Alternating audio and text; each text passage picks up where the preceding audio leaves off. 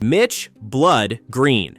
If Mitch Green makes this list, it's partly because of his obsession with Mike Tyson. In 1988 in New York, something incredible happened inside a clothing store in Harlem. In front of them, a former boxer burst in like a fury, his face distorted by rage because he had just located his target. The man he was attacking was Mike Tyson. That moment wasn't just a disagreement between former fighters, but marked the peak of a mental descent that, after retirement, would turn Mitch Green into a near-mythological figure of pure paranoia. Before that, Mitch "Blood" Green was known for his street-style bravado and brutal rivalry with Tyson. They had faced each other in the ring in 1986 in a fight won unanimously by Tyson, but Green had never accepted that defeat. That night in Harlem, he decided to settle things in real life by physically confronting Tyson. Unsurprisingly, Tyson struck back immediately and shattered Green's eye with a single punch, powerful enough to require stitches. After that event, Mitch Green was never the same, and his obsession with Tyson turned to madness. He began accusing Mike of witchcraft and even of Satanism, and eventually declared him the Antichrist himself. In a series of strange interviews filmed in the street or in dingy back rooms, Green ranted out loud about demonic conspiracies, government manipulation, and the Illuminati. As the years passed, Mitch Green became an internet cult figure. His appearances on YouTube were surreal because he spoke of celestial battles and visions and claimed to be the reincarnation of a prophet sent to destroy Tyson and reveal the truth. Videos showed him screaming in the streets, delivering incoherent monologues where boxing, apocalypse, and religion all melted together. Some say he was putting on an act. But psychiatrists and people close to him painted a different picture. Green was reportedly suffering from serious, untreated delusional disorders for years. His behavior became increasingly unpredictable. He was seen wandering the streets of New York, sometimes threatening, sometimes laughing to himself, sometimes calling out to Mike Tyson into the void. His obsession seemed to have frozen his life in a single, unresolved moment from his youth. Tommy Morrison. In 1996, the boxing world was shaken when Tommy Morrison, one of the most promising heavyweights of his generation, WBO champion and a popular face thanks to his role in Rocky V, announced that he was HIV positive. It was a thunderbolt, but nothing compared to what would follow because, for Morrison, this diagnosis marked the beginning of a psychological collapse. Very quickly, Morrison began denying everything and even claimed that the tests were wrong and that he was the victim of a conspiracy rooted in the government. According to him, he had never had HIV, and the virus itself didn't exist. Then he turned his anger on laboratories, the media, and the doctors who contradicted him. He stated that the virus simply wasn't real. At the same time, his personal life descended into chaos, and that took the shape of several arrests for various charges. In 1993, he was accused of assault and public drunkenness after allegedly punching a student at the University of Iowa. 3 years later, he was sentenced to 6 months in prison after pleading guilty to carrying a loaded firearm. In 1997, he was convicted by a jury of drunk driving in an accident that left 3 people injured. From there, the accusations would pile up until 2002. In 2013, Tommy Morrison died at age 44 of septicemia after suffering cardiac arrest. While his mother claimed that he had indeed suffered from AIDS, his partner did not necessarily share that belief. In the end, Tommy Morrison died in denial, at the end of a long tunnel filled with paranoia, lies, solitude, and delusion. Michael Nunn was one of the most gifted boxers of his generation and was a 2-time world champion who remained undefeated for nearly 10 years. He could dodge a jab with the fluidity of a dancer and counterattack with surgical precision. In 1989, he seemed untouchable. But what no one knew at the time was that behind that dazzling talent hid the unstable nature of a man at war with authority and whose fall was already underway. Though he had a career worthy of the champion he was, it ended poorly as his golden boy image slowly crumbled through dull performances and growing frustration. In 1998, he retired from boxing and 2 years later got involved in a drug case. In August 2002, he was arrested for attempting to purchase more than a kilo of cocaine from an undercover DEA agent. He had paid in cash, thinking it was a discreet transaction, but he had no idea he had been under surveillance for several months. At trial, Nunn defended himself by claiming he had been set up. He denied the facts, then changed his version of events and went so far as to mention a deal with some friends. He also claimed he had never intended to resell anything, but the evidence was overwhelming. Recordings, testimony, marked bills, everything worked against him. At the end of the trial, he was sentenced to 24 years in federal prison. In detention, Michael Nunn changed.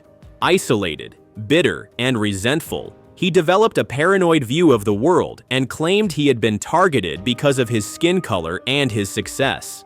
Like many before him, he insisted it was all part of a plan to bring him down. Internal reports described increasingly unstable behavior, angry outbursts, refusal to cooperate with guards, refusal to accept any form of responsibility. When he was finally released in 2020 after serving nearly 16.5 years, he was no longer the same man. He had aged both physically and mentally. But above all, he still carried a quiet rage and the absolute certainty that he had been the victim of a conspiracy. Jorge "La Barios. It was on January 24, 2010 that everything changed in Argentina after a car crash that would prove tragic. At the wheel that day was Jorge Rodrigo Barios, former WBO super featherweight champion known as Laha. The impact was violent, and a young pregnant woman named Yamila Gonzalez died instantly. The other passengers in the car were seriously injured, but the real shock came when the former boxer chose not to stop, instead fleeing and abandoning the victims at the scene. That tragedy revealed a darker truth. The former Argentine boxing star had spiraled into something dangerous. Already known for his aggressive behavior, constant provocations, and violent outbursts, Barios had a reputation as someone uncontrollable, angry, and at times cruel, even outside the ring. But no one expected him to become a fugitive on the run after committing involuntary manslaughter. For weeks, he evaded the police, and instead of turning himself in, he released incoherent statements. He denied fleeing and spoke of a media conspiracy. When he was finally arrested, the public was shocked by his attitude. He wore an arrogant smile and provoked the journalists. At trial, he showed little remorse and pleaded that it had been a mistake without ever apologizing to the victim's family. He was sentenced to 4 years in prison, a sentence many felt was far too lenient, and was released well before completing it for good behavior. But his return to freedom came with no hint of redemption. He went back to partying, gave bizarre interviews, and kept calling himself undefeated in the street. He portrayed himself as a victim of the press and of jealousy. Psychologists analyzed him in the media and claimed he suffered from personality disorders and a lack of empathy. In Argentina, his image was destroyed. Boxing fans who once admired his wild and explosive style now saw him only as a man on the run. Today, he is seen as the perfect illustration of the monster that awakens when the violence of the ring spills over into real life. James Kirkland. James Kirkland belongs to that category of boxers who had nothing technical but who embodied a destructive rage. But it is that same inner fire that gets the best of him once he's outside the ring. Growing up in a violent environment, he turned to boxing as an escape, but never as a real solution. Despite an impressive record filled with explosive wins and memorable knockouts, James Kirkland carried a heavy criminal history from the beginning. His explosive temperament, which was his strength between the ropes, became a poison the moment he stepped out of the gym. In 2003, while still on the rise, he was convicted of armed robbery, keeping him away from the ring for several years. When he came back, he did so with even more ferocity, determined to become a terror again. In that process, he chained knockouts together and notably destroyed Alfredo Angulo in a brutal 2011 fight. Everything pointed to him being ready to capture a world title, but the surface couldn't hold. In 2009, then again in 2013, he was arrested for illegal firearm possession as a repeat offender. In 2016 came another violent episode when he was accused of beating a woman, threatening her with a gun and even attempting to strangle her. Witnesses spoke of uncontrollable fits of rage, moments where Kirkland seemed unable to tell the difference between a real enemy and an imaginary threat. Experts described a man unable to handle adrenaline, trapped in a permanent survival mode. Post-career James Kirkland is not a man seeking redemption. He is the shadow of what he always was, a wounded and rejected predator, but always ready to strike. Society, the courts, even boxing never really knew what to do with him. Darren Van Horn. For a while, everything seemed perfect.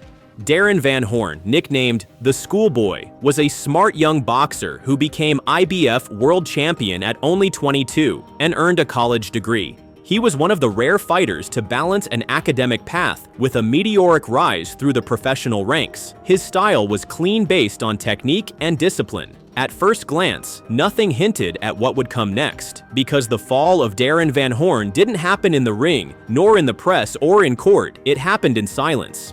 After his defeat to Iran Barkley in 1992, Van Horn gradually disappeared from the radar.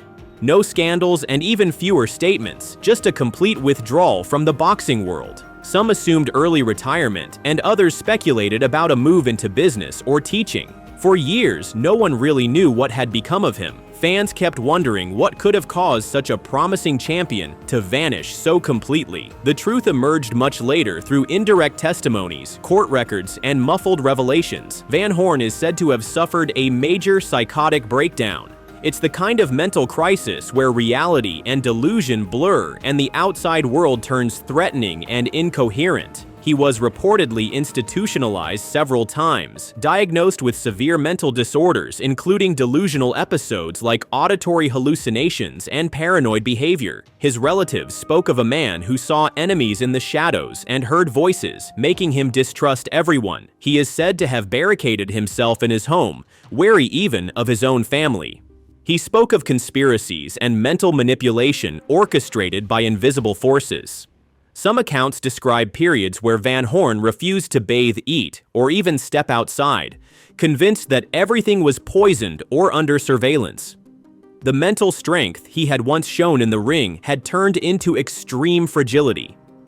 Darren Van Horn didn't become a criminal or a media beast. He became a psychiatric mystery, a man who lost his grip on reality in near total anonymity. And maybe that's the most terrifying part of it. Fernando Vargas. At the height of his career, Fernando Vargas was the icon of a generation. Young and explosive, he was always proud to represent the Latino community.